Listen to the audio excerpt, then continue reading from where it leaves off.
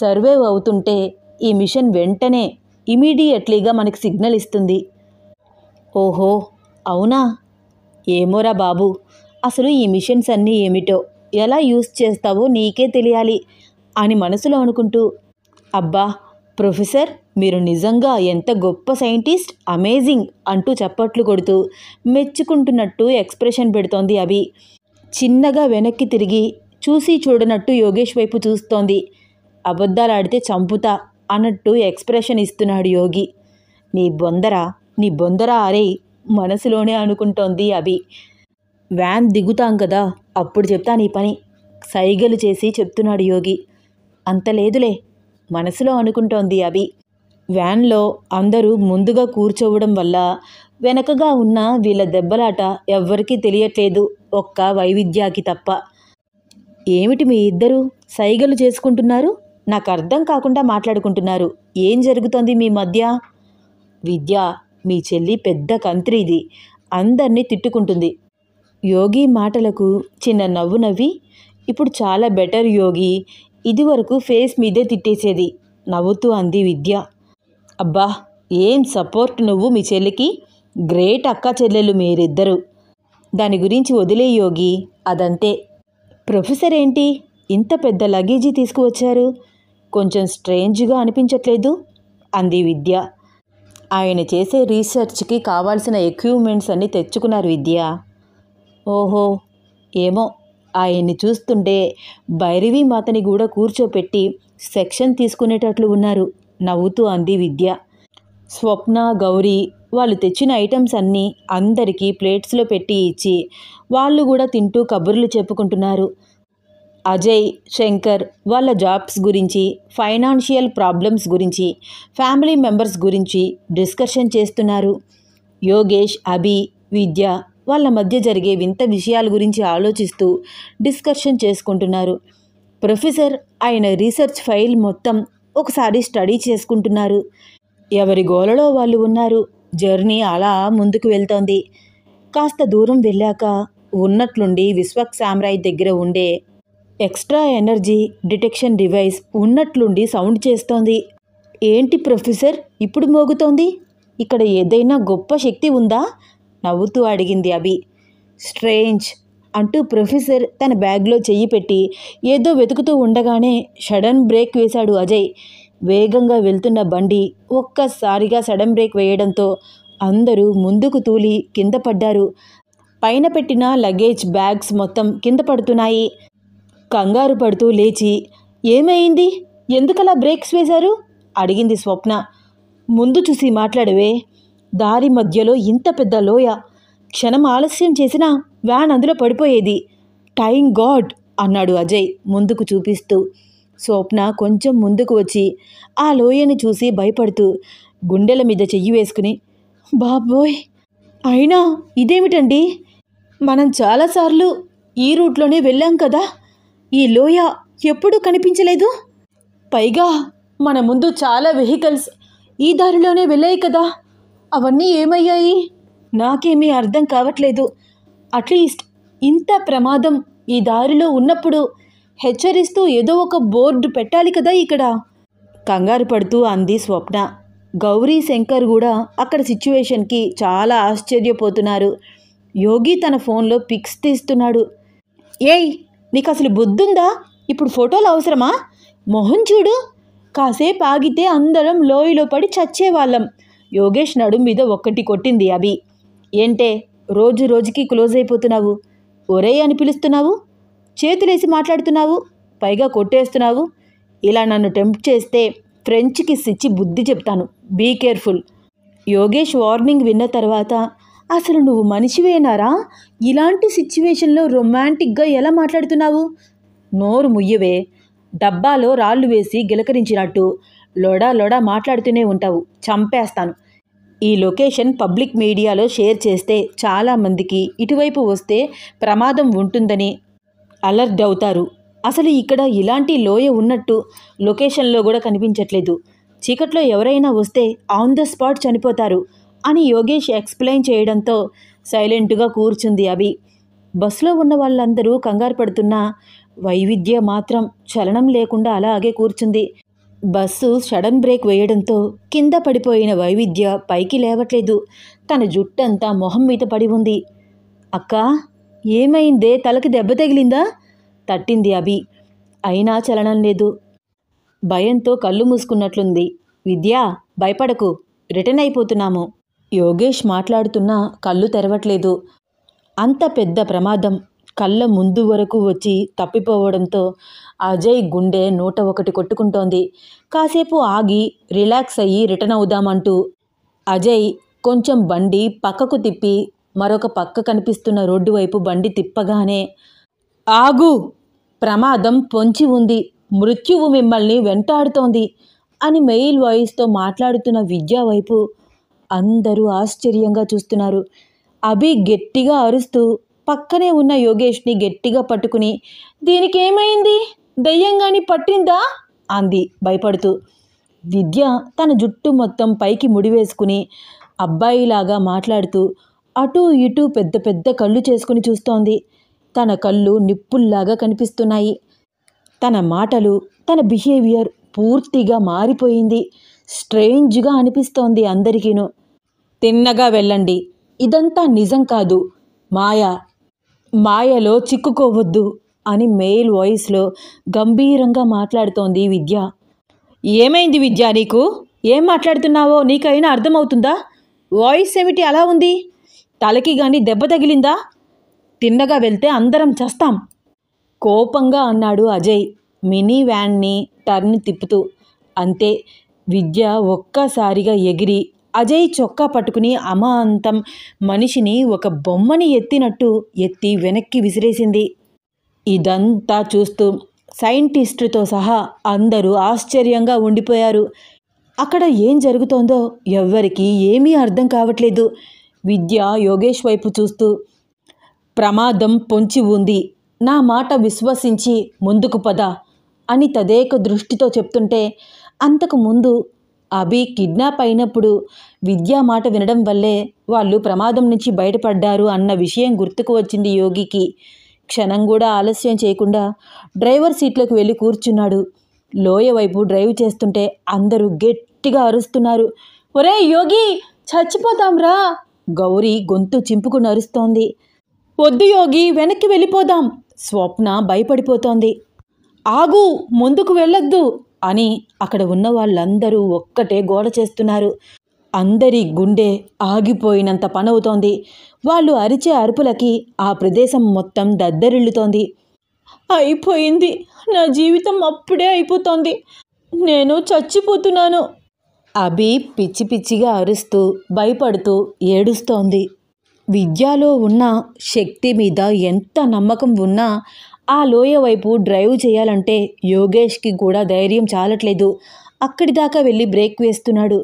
సమయం లేదు, త్వరగా తరలిపోవాలి, ప్రమాదం ముంచుకు వస్తోంది, నన్ను విశ్వసించు, ఇదంతా నిజం కాదు, నీ కళ్ళకి కనిపిస్తోంది మాయ. ఎర్రబడ్డ కళ్ళతో యోగేష్ మొహంలోకి చూస్తూ మెయిల్ వాయిస్తో మాట్లాడుతోంది విద్య. తన కూతుర్ని అలా చూసి స్వప్న బిగుసుకుపోయి బొమ్మలాగా ఉండిపోయింది. ఇంతకుముందు ఎప్పుడు ఇలాంటి వింత వైఖరి విద్యలో చూసింది లేదు స్వప్న. అజయ్ కూడా షాక్లో ఉండిపోయాడు. ఇన్ని రోజులు తన చిన్న కూతురు మాత్రమే అబ్నార్మల్ అనుకుంటున్న వాళ్ళకి వాళ్ళ పెద్ద కూతురులో కనిపిస్తున్న ఈ వింత వైఖరిని, ఈ మార్పుని జీర్ణించుకోలేనట్లుగా ఉంది. ఏం జరుగుతోందో ఏంటో ఎవరికీ అర్థం కావట్లేదు. పేరు మోసిన సైంటిస్ట్ అయినప్పటికీ విశ్వక్ సామ్రాయ్ కూడా అంతులేని ఆశ్చర్యంతో చూస్తూ ఉండిపోయాడు. అందరికీ ఒక్కటే ఆలోచన, వాళ్ళ జీవితకాలం ముగిసిపోయింది అని, వాళ్ళ ఆఖరి క్షణాలు వాళ్ళ కళ్ళ ముందు ఉన్నాయి అని. యోగేష్ తనకి తాను ఎంత ధైర్యం చెప్పుకుంటున్నా ముందుకు డ్రైవ్ చేయలేకపోతున్నాడు. ఆ లోయలోకి చూస్తేనే కళ్ళు తిరిగినట్లు అనిపిస్తోంది. అంత లోతుగా ఉంది. ఎందుకు యోచిస్తున్నావు? విశ్వసించలేకపోతున్నావా? చూడు, కళ్ళారా నన్ను చూడు అంటూ వైవిధ్య ఫాస్ట్గా వ్యాన్ దిగి లోయ వైపు నడుస్తుంటే, విద్య ఆగవే, నీకు పిచ్చిగాని పట్టిందా? చచ్చిపోతావే అరుస్తోంది స్వప్న. గట్టిగా అరుస్తూ గబగబా వ్యాన్ దిగి పరిగెడుతోంది కూతుర్ని ఆపడానికి. వైవిధ్యాన్ని ఎలాగైనా పట్టుకుని ఆపాలని చెయ్యి చాపేలోపే వైవిధ్య ఒక్కసారిగా గాలిలోకి తేలి అమాంతం ముందుకు వెళ్తోంది. స్వప్న ఏడుస్తూ అక్కడే నిలబడిపోయింది. తన కళ్ళను తానే నమ్మలేకపోతోంది. అసలు ఇది మాయా మంత్రమా ఏమీ అర్థం కావట్లేదు తనకి. అసలు అసలు నువ్వు నా కూతురివి కాదు, నా కూతుర్ని వదిలేయి. ఏడుస్తూ తల కొట్టుకుంటోంది స్వప్న. విద్య ఏమీ మాట్లాడకుండా కనిపిస్తున్న ఆ లోయ మధ్యలోకి వెళ్ళి గాల్లోకి తేలుతూ, చూడు, కళ్ళారా చూడు, ఇప్పటికైనా విశ్వసించు, ఇది భ్రమ, నేను నడిచి చూపిస్తాను, ముందుకురా అని యోగేష్ వైపు చూసి చెబుతోంది. నిన్నెలా నమ్మాలి? నువ్వు అసలు నా కూతురివి కాదు, గాల్లోకి తేలుతున్నావు. ఏ పిశాచానివో, ఏ దయ్యానివో, మమ్మల్ని అందరినీ చంపాలనుకుంటున్నావా? ఏడుస్తూ అంది స్వప్న. అంతే, క్షణంలో అంతే వేగంగా స్వప్న దగ్గరికి వచ్చి అమాంతం స్వప్నని గాలిలోకి ఎత్తి ఆ లోయ మధ్యలోకి పడేసింది. స్వప్న అరిచే అరుపులకి అందరూ కిందకి దిగి పరిగెడుతూ బయటికి వచ్చారు. గట్టి గట్టిగా అరుస్తున్నారు. అజయ్, అభి విద్యని భయంగా చూస్తూ స్వప్నకి ఏమవుతుందో అని భయపడిపోతున్నారు. కానీ ఆశ్చర్యంగా స్వప్న లోయలో పడలేదు. నేల మీద నడిచినట్టు ఆ లోయ పై భాగాన నడుస్తూ గబగబా తిరిగి అజయ్ వాళ్ళ దగ్గరికి పరిగెడుతూ వచ్చేసింది. ఇప్పటికైనా విశ్వసించండి అంటూ విద్య ముందుగా నడుస్తుంటే అందరూ తన వెనకాల నడుచుకుంటూ వెళ్తున్నారు.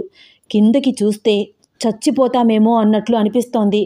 వాళ్ళ కళ్ళని వాళ్లే నమ్మలేకపోతున్నారు. ఒళ్ళంతా చెమటలు పట్టేసి వెన్నులో నుంచి వణుకు వస్తోంది. కళ్ళ ముందు కనిపిస్తోంది. కలో నిజమో భ్రాంతో ఏమీ అర్థం కావట్లేదు. నీరు కారిపోతున్నారు. గుండె వేగం పెరిగి దడగా అనిపిస్తోంది. ఒకరి వెనకాల ఒకరు చిన్న పిల్లలు రైలాట ఆడుతున్నట్లు ఒకరిని పట్టుకుని మరొకరు 15 మినిట్స్ తర్వాత ఆ లోయని దాటి అవతల ఒడ్డుకి చేరారు. వాళ్ళందరూ అవతలికి చేరిన తర్వాత యోగేష్ ఊపిరి పీల్చుకుని ఎక్సలేటర్ ఇస్తూ గట్టిగా కళ్ళు మూసుకున్నాడు. ఆశ్చర్యంగా ఆ లోయ పైన వ్యాన్ వెళ్ళడం చూసి తనని తాను నమ్మలేకపోతున్నాడు. అందరూ యువతల గట్టు మీదకి రాగానే విద్యావైపు చూస్తూ ఉండిపోయారు. ఎవ్వరికీ నోట మాట రావట్లేదు. విద్యాని కదిలించాలి అన్నా, తనతో మాట్లాడాలి అన్నా ధైర్యం చాలట్లేదు. ఎర్రబడ్డ కళ్ళతో, చింపిరి జుట్టుతో అందరి వైపు చూస్తూ, భద్రం, జరభద్రం, ముందు ముందు మరిన్ని ప్రమాదాలు పొంచి ఉన్నాయి, తస్మాత్ జాగ్రత్త జాగ్రత్త, వేమరపాటుగా ఉంటూ అజాగ్రత్తగా ఉన్నారో మరణం మిమ్మల్ని తప్పక వరిస్తుంది వరిస్తుంది. నా మాటలను మస్తిష్కంలో పదిలపరుచుకోండి. భద్రం, జరభద్రం, మీ శక్తి మీకు చేరే వరకు దుష్టశక్తి మిమ్మల్ని వెంటాడుతూనే ఉంటుంది అని భయంకరంగా మెయిల్ వాయిస్లో మాట్లాడుతూ ఒక్కసారిగా ఫిట్స్ వచ్చినట్టు ఒళ్ళు విరుచుకుని పడిపోయింది విద్య. ఏదో పెనుగాలి వాళ్ళందరి మీద నుంచి దాటి వెళ్ళినట్టు, ఆ శక్తి వాళ్ళ దగ్గర నుంచి దూరంగా వెళ్ళినట్టు తెలుస్తోంది. జరిగిందంతా చూస్తూ భయభ్రాంతులకు గురి అయ్యి షాక్లో ఉండిపోయారు అందరూ. యోగేష్ అందరికంటే ముందుగా మూవ్ అయ్యి గబగబా వాటర్ బాటిల్ తీసుకువచ్చి పడిపోయిన విద్య మొహం మీద నీళ్లు చిలకరించాడు. అయినా విద్యకి మెలకువ రాలేదు. ఎంత కుదిపినా విద్యకి స్పృహ రావట్లేదు. నాడి పట్టుకుని చెక్ చేశాడు ప్రొఫెసర్. తన పల్స్ రేట్ చాలా తక్కువగా ఉంది. క్విక్, త్వరగా తన చేతులు కాళ్ళు రుద్దండి, ఫాస్ట్ అంటూ వాళ్ళందరినీ తొందరపరుస్తూ విశ్వక్ సామ్రాయ్ గబగబా లోపలికి వెళ్ళి ఆయన బ్యాగ్లో నుంచి ఏదో ఇంజెక్షన్ తీసుకువచ్చి వెంటనే వైవిధ్యకి ఇంజెక్షన్ చేశారు. స్వప్న, గౌరీ వైవిధ్య కాళ్ళు రుద్దుతూ ఉంటే అభి తన చేతులకు వేడి పుట్టేలాగా ఫాస్ట్గా రుద్దుతూ అక్క అక్క పిలుస్తూ ఏడుస్తోంది. కాసేపటి తర్వాత చిన్నగా కళ్ళు తెరిచింది. చుట్టూ చూస్తూ, ఏమైంది? అందరూ ఎందుకు నన్ను అలా చూస్తున్నారు? ఏంటి నాకింత నీరసంగా ఉంది? కాళ్ళు చేతులు నొప్పులు. మనమేంటి రోడ్డు మీద కూర్చున్నాము? తడి ఆరిపోయిన గొంతుని తడి చేసుకుంటూ తన చుట్టూ చేరిన వాళ్ళందరినీ చూస్తూ భయంగా అడుగుతోంది విద్య. స్వప్న విద్యని గట్టిగా పట్టుకుని బోరున ఏడ్చేసింది. అభి గబగబా వాటర్ బాటిల్ తీసుకువచ్చి విద్యాకి ఇచ్చింది. విద్య గబగబా వాటర్ అంతా తాగేసి, నాకేంటి ఇంత దాహంగా ఉంది? మీరంతా ఎందుకు భయంగా నా వైపు చూస్తున్నారు? ఏంటి ఎవరు మాట్లాడరేమిటి? అయోమయంగా చూస్తూ అడుగుతోంది విద్య. విద్య, నీకు చాలా నీరసంగా ఉంది కదా? గొంతంతా తడి ఆరిపోతోంది కదా? చాలా మైకంగా మత్తుగా అనిపిస్తోంది కదా? నీ ఒంట్లో నుంచి సగం శక్తిని లాగేసినట్లు అనిపిస్తోంది కదా? ప్రొఫెసర్ విశ్వక్ సామ్రాయ్ తన దగ్గరికి వచ్చి అడుగుతున్నాడు.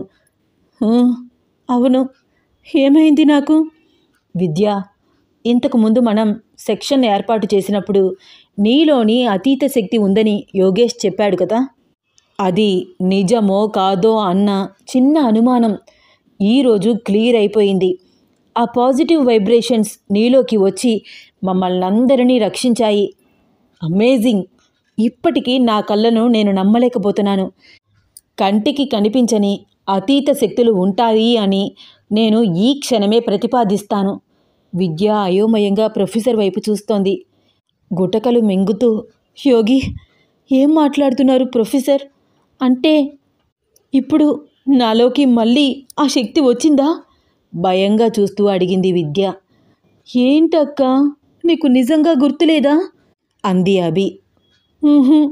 ఏ, ఎందుకలా అడుగుతున్నావు?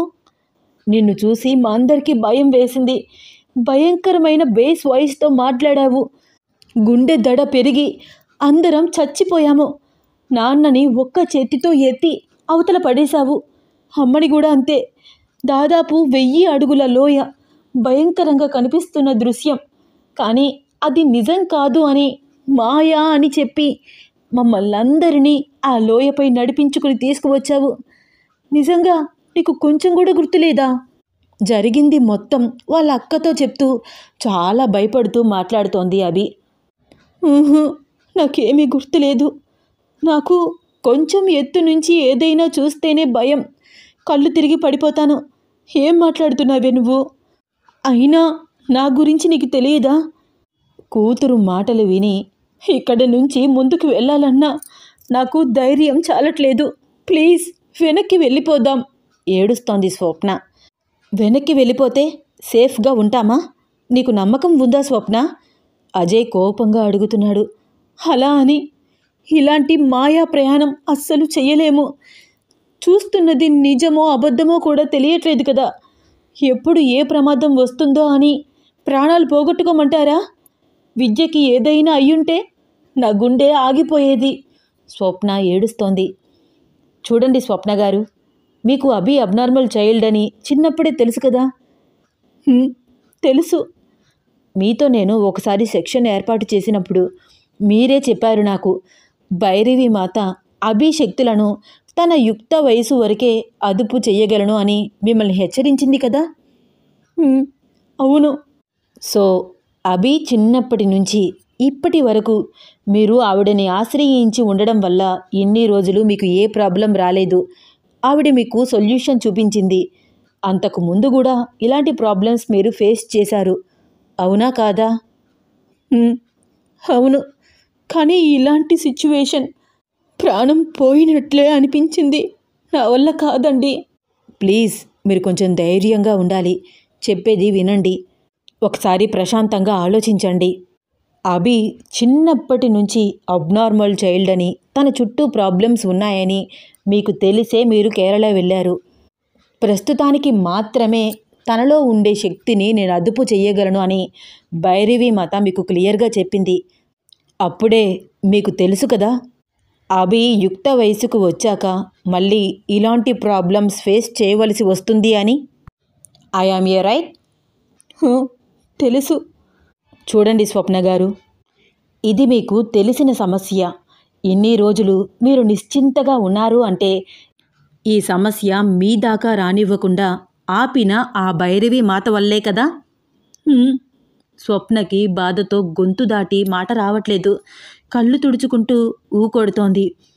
ఇప్పుడు కూడా ఈ సమస్యకి పరిష్కారం తెలుసుకోవాలి అన్నా, మీ పిల్లలు హ్యాపీగా వాళ్ళ లైఫ్ లీడ్ చేయాలి అన్నా మనం ఖచ్చితంగా భైరవి మాత సన్నిధికి వెళ్ళాలి. అలా కాదు అని మీరు రిటర్న్ మీ ఇంటికి వెళ్ళినా సరే మీ అమ్మాయిని వెంటాడుతున్న దుష్టశక్తి మీ పిల్లల్ని అస్సలు వదిలిపెట్టదు. ఎందుకంటే ఆ దుష్టశక్తి తన ఉనికిని వీళ్ళ ముందు బయటపెట్టింది. ఒక కాలేజ్ కుర్రాడి రూపంలో వీళ్ళ పక్కనే తిరుగుతోంది.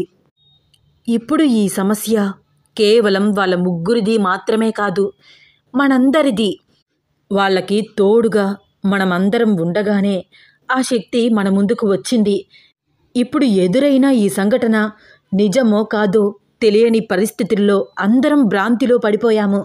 ఇక్కడ నుంచి ముందుకు వెళ్ళినా వెనక్కి వెళ్ళినా మన ప్రాణానికి ప్రమాదం తప్పదు. కానీ ఖచ్చితంగా ఒక్కటి చెప్తాను వినండి స్వప్న గారు, వెనక్కి వెళ్తే మాత్రం ప్రాణాలతో ఉండము. సో అందరం కలిసి ఈ సమస్యని ఎదిరించాలి. ఇంతటి ప్రమాదాన్ని ఫేస్ చేసిన తర్వాత ముందుకు వెళ్ళాలి అంటే ఎవరికైనా భయంగానే ఉంటుంది. కానీ ముందుకు వెళ్తే కనీసం బ్రతికే అవకాశం ఉంటుంది. ఆలోచించండి, అందరూ ఆలోచించండి. అందరినీ మోటివేట్ చేస్తూ మాట్లాడుతున్నారు విశ్వక్ సామ్రాయ్. ఒక హాఫ్ అన్ అవర్ అందరూ ఆలోచించి మళ్ళీ జర్నీ స్టార్ట్ చేశారు. విద్యకి ఏం జరిగిందో ఏమీ అర్థం కావట్లేదు. అభి, నిజంగా నేను అలా ప్రవర్తించానా? డౌట్గా అడుగుతోంది విద్య. అవునక్క, నువ్వు నమ్మట్లేదు కదా, ఉండు అంటూ, యోగి ఒక్కసారి నీ ఫోన్ ఇవ్వవా, అందుట్లో ఫొటోస్ ఉన్నాయి కదా అంటూ యోగి ఫోన్ తీసుకుని గ్యాలరీ చెక్ చేసింది.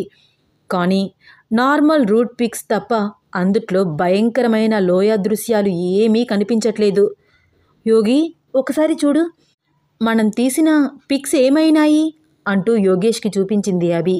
యోగేష్కి కూడా చాలా ఆశ్చర్యంగా అనిపిస్తోంది. వాళ్ళ కళ్ళని వాళ్ళే నమ్మలేని పరిస్థితుల్లో ఉన్నారు.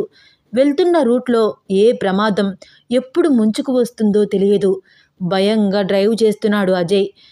ఒళ్ళంతా చెమట పట్టేసి దడగా ఉంది అతనికి. ఏమాత్రం అప్రమత్తంగా ఉండకపోయినా అందరం చనిపోతామని అందరికీ తెలుసు. కానీ ఎవ్వరూ ఏమీ చేయలేని పరిస్థితి. అందరి దృష్టిని ఏదో మాయాశక్తి కంట్రోల్ చేస్తోంది, తప్పుడు సూచనలు ఇస్తోంది. విశ్వక్ సామ్రాయ్ కాస్త ముందుకు వచ్చి కూర్చుని అజయ్తో మాట్లాడుతూ, చూడండి, భయపడకండి, ధైర్యంగా డ్రైవ్ చేయండి. నా దగ్గర పవర్ఫుల్ మెషిన్ డిటెక్టర్ ఉంది. మన కంటికి కనిపించని ప్రమాదం ఏదైనా ఎదురైతే సిగ్నల్ ఇస్తుంది. అప్పుడు మాత్రం జాగ్రత్తగా ఉంటే సరిపోతుంది, ధైర్యం చెప్తూ అన్నారు విశ్వక్ సామ్రాయ్. ఆయన మాటలతో కొంచెం ధైర్యం తెచ్చుకుని డ్రైవ్ చేస్తున్నాడు అజయ్. చావు భయాన్ని చూసిన అందరూ భయపడిపోయి బిక్క చచ్చిపోయి కూర్చున్నారు. స్వప్నకి కన్నీళ్లు ఆగట్లేదు. ఏమిటి ఈ బాధ? ఏం తప్పు చేశానని? నార్మల్ జీవితం గడపాలని కోరుకోవడం కూడా పెద్ద కోరిక. నా పిల్లలిద్దరికీ ఇలాంటి ప్రత్యేక శక్తులు ఎందుకు? వస్తున్న కన్నీళ్లు తుడుచుకుంటూ తన పిల్లల వైపు చూస్తోంది స్వప్న.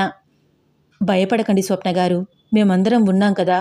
కేరళ వెళ్ళగానే భైరవి మాతకి జరిగిన విషయాలన్నీ చెప్పి పరిష్కారం తెలుసుకుందాము. స్వప్నకి ధైర్యం చెప్తోంది గౌరీ.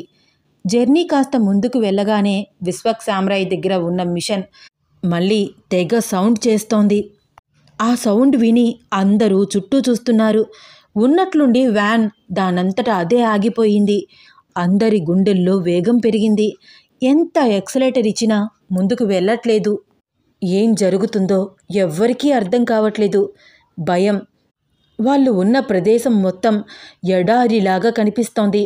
ఎటు చూసినా ఇసుక, ఎండ మండిపోతోంది. హైవే మీద వెళ్తున్న వాళ్ళ వ్యాన్ ఉన్నట్టుండి ఎడారిలోకి ఎలా వచ్చిందో అర్థం కావట్లేదు. ఇసుకలో వ్యాన్ టైర్లు కూరుకుపోతున్నాయి. చిన్నగా వ్యాన్ ఇసుకలోకి దిగుతోంది. అందరూ గట్టిగా అరుస్తూ బయటికి రావడానికి ప్రయత్నిస్తున్నారు. కానీ వ్యాన్ డోర్స్ ఓపెన్ అవ్వట్లేదు. అజయ్ ఎక్సలేటర్ ఇస్తూ ముందుకి బండి డ్రైవ్ చేయడానికి తెగ ట్రై చేస్తున్నాడు. ఉన్నట్లుండి బండి స్పీడ్గా ముందుకు కదిలింది.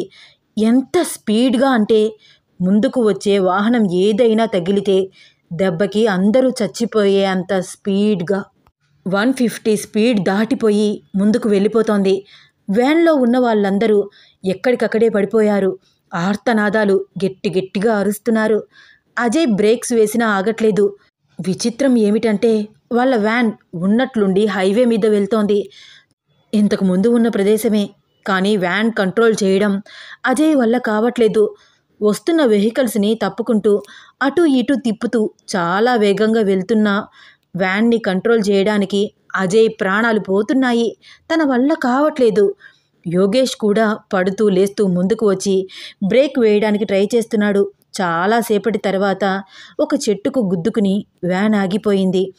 అందరూ అరిచే అరుపులకి ఆ ప్రదేశం మొత్తం దద్దరిల్లిపోతోంది. వాళ్లకు ఎదురయ్యే ఈ సంఘటనలన్నీ చూస్తుంటే ఎవ్వరికీ బ్రతుకుతాము అన్న ఆశ లేదు. గుండెలు జారిపోతున్నట్లు అనిపిస్తోంది. బండి బ్రేక్ పడగానే అందరూ ఊపిరి పీల్చుకున్నారు. కింద పడిపోయిన వాళ్ళందరూ లేచి సీట్స్లో కూర్చున్నారు. గుండె దడ తగ్గే వరకు ఎవ్వరూ ఏమీ మాట్లాడలేకపోయారు. దాదాపు 20 మినిట్స్ అలాగే ఉండిపోయారు. సడన్ బ్రేక్ వేయడంతో అజయ్ ముందు ఉన్న అద్దానికి గుద్దుకుని తలకి చిన్న గాయమయ్యింది. అందరూ ఆ పరిస్థితి నుంచి తేరుకోవడానికి 20 మినిట్స్ పైనే పట్టింది. కాస్త తేరుకున్నాక వాటర్ బాటిల్ తీసుకుని మంచినీళ్లు తాగి ఒకరిని ఒకరు చూసుకున్నారు. అప్పుడు గమనించారు, అభి వ్యాన్లో లేదు. అభి అభి అంటూ వ్యాన్ అంతా చూస్తూ ఏడుస్తోంది స్వప్న. ఎక్కడా అభి కనిపించట్లేదు. అభి అభి ఏమైంది? కంగారు పడుతూ ఏడుస్తూ అటు ఇటు చూస్తూ చాలా ఎమోషనల్ అవుతోంది స్వప్న. అందరూ అయోమయంగా చూస్తున్నారు. అభి ఏమైంది? అందరం వ్యాన్లోనే ఉన్నాం కదా, తనేమయ్యింది? ఎలా బయటకు వెళ్ళింది? చాలా ఆశ్చర్యంగా అనుకుంటున్నారు అందరూ. ఈ స్టోరీలో నెక్స్ట్ ఏమవుతుందో తెలుసుకోవాలని ఉందా? అయితే వచ్చే ఎపిసోడ్ కోసం వెయిట్ చేస్తూ ఉండండి. ఈ స్టోరీ మీకు నచ్చితే తప్పకుండా లైక్ చేయండి, షేర్ చేయండి, సబ్స్క్రైబ్ చేసి నన్ను ఎంకరేజ్ చేయండి. మీ అమూల్యమైన అభిప్రాయాన్ని నాకు కమెంట్ ద్వారా తెలియజేయండి. ధన్యవాదాలు.